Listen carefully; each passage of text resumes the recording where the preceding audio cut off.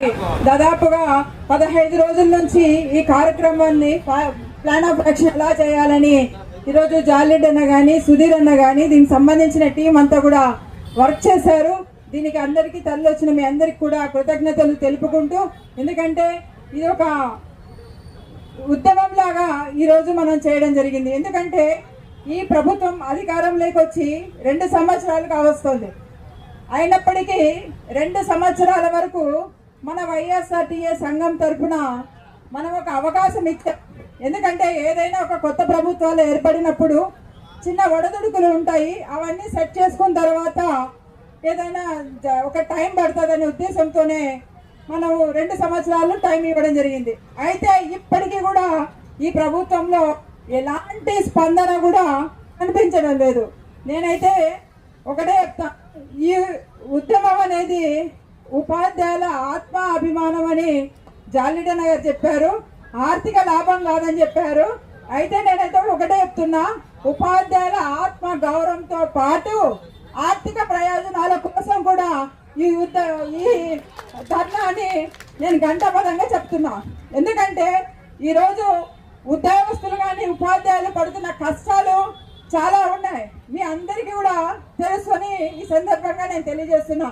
ఎందుకంటే ఈ ప్రభుత్వం అధికారంలోకి రావడానికి సీఎం గారు కానీ డిప్యూటీ సీఎం గారు కానీ మంత్రులు కానీ నాయకులు తెలుగుదేశం నాయకులు అందరూ కూడా ఎన్నికల ముందు ఎక్కడ ఏ వేదిక దొరికితే ఆ వేదిక మీద ఖచ్చితంగా మేము అధికారంలోకి వస్తే ఉద్యోగస్తులకు మంచి పిఆర్స్ ఇస్తాం, మంచి ఐఆర్ ఇస్తాం, పెండింగ్లు ఉన్న డిఎల్ ఇస్తామని చెప్పడం జరిగింది. ఈరోజు అధికారంలోకి వచ్చిన తర్వాత ఏదైతే ఈ ప్రభుత్వము ఉద్యోగస్తులతో ఓట్లు వేయించుకొని అధికారం చేపట్టడం జరిగిందో, చేపట్టిన తర్వాత ఉద్యోగస్తులను ఉపాధ్యాయులను అందరినీ కూడా నిర్లక్ష్యం చేస్తూ రావడం జరిగింది.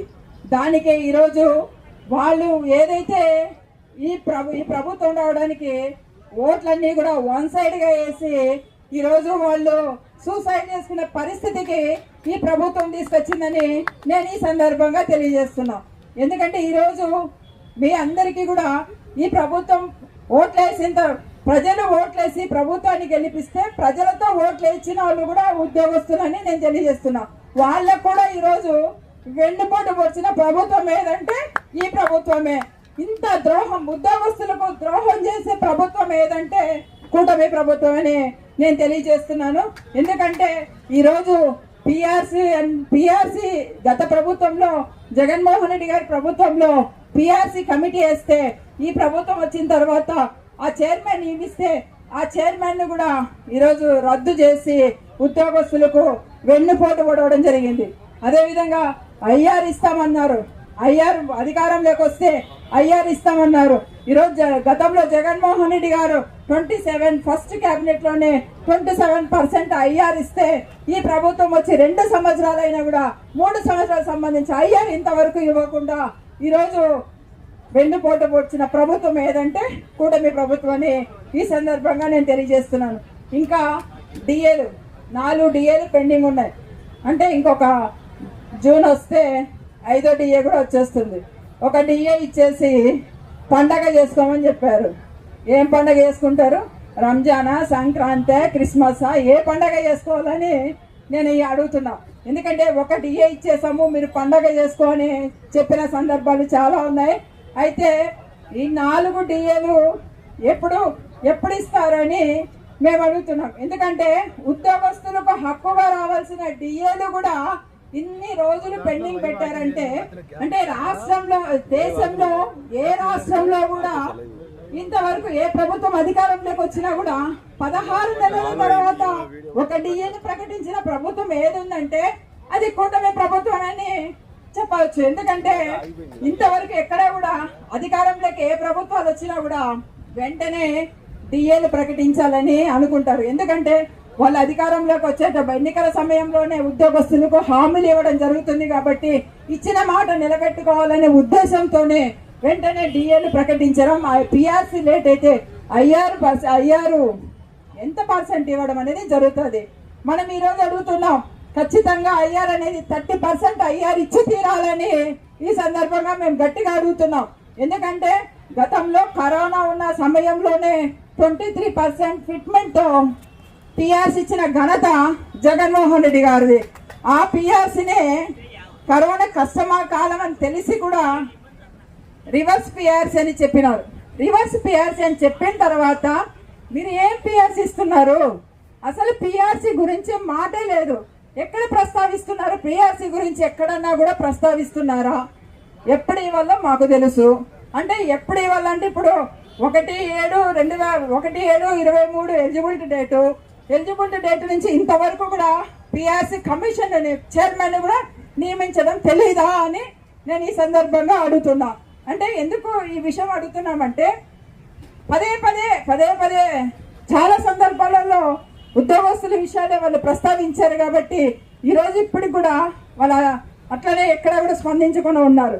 అంటే ఆ రోజు అధికారంలోకి వస్తే చాలు ఉద్యోగస్తులు ఏం చేసుకుంటారు లేని ఒక ఆలోచనతో ఏమన్నా ఈ ప్రభుత్వం సైలెంట్గా ఉందా అని నేను అడుగుతున్నా. అంటే ఆ రోజు దానవీర సూరకర్ణ లెవెల్లో అంటే ఆ రేంజ్లో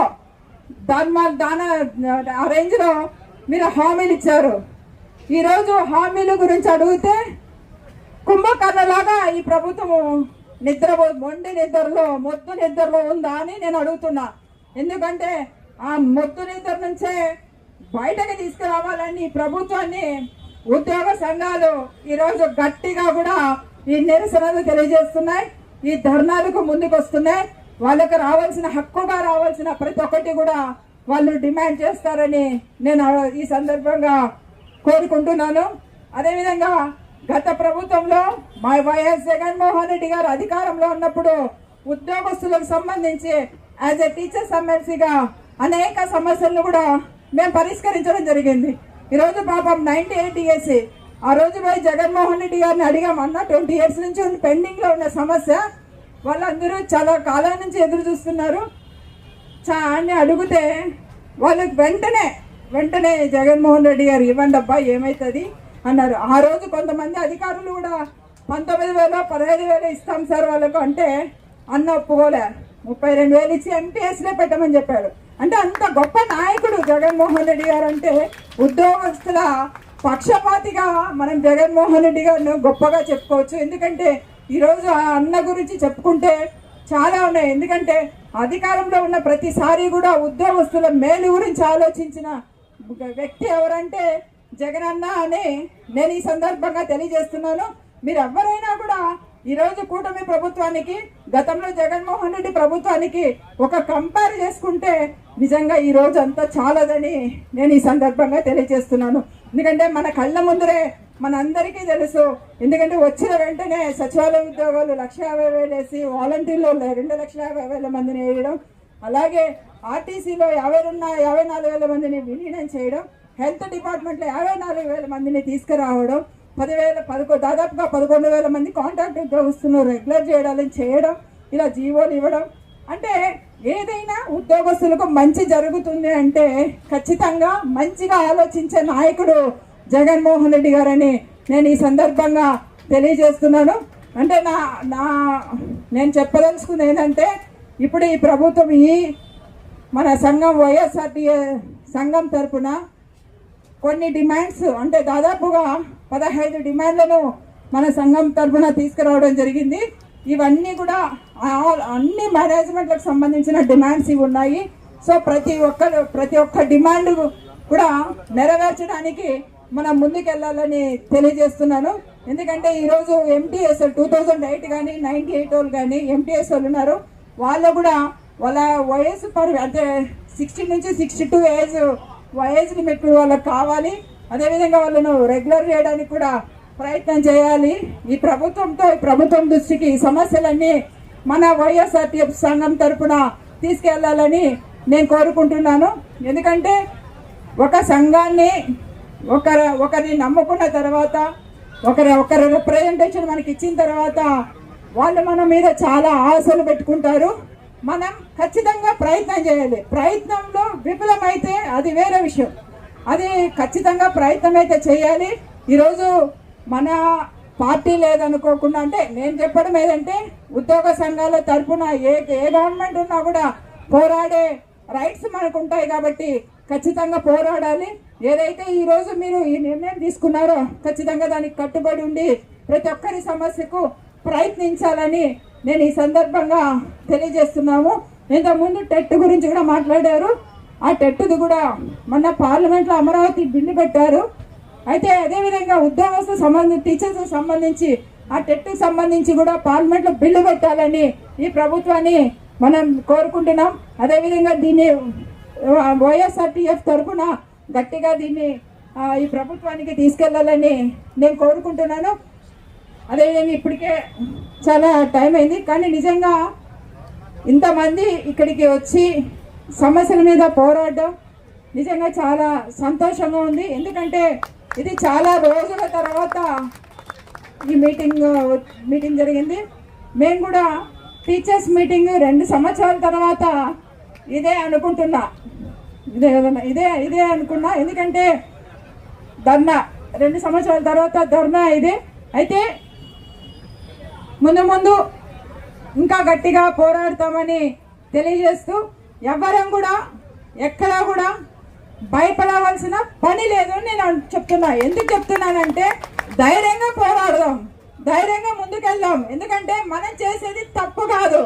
ఏదైతే వాళ్ళు మనకు హామీలు ఇచ్చారో హామీల మీద మనం గట్టిగా డిమాండ్ చేస్తున్నాం కాబట్టి ఖచ్చితంగా మనం పోరాడాలని ఈ సందర్భంగా తెలియజేస్తూ ఈ అవకాశం ఇచ్చిన పెద్దలందరికీ ధన్యవాదాలు తెలుపుకుంటూ మరి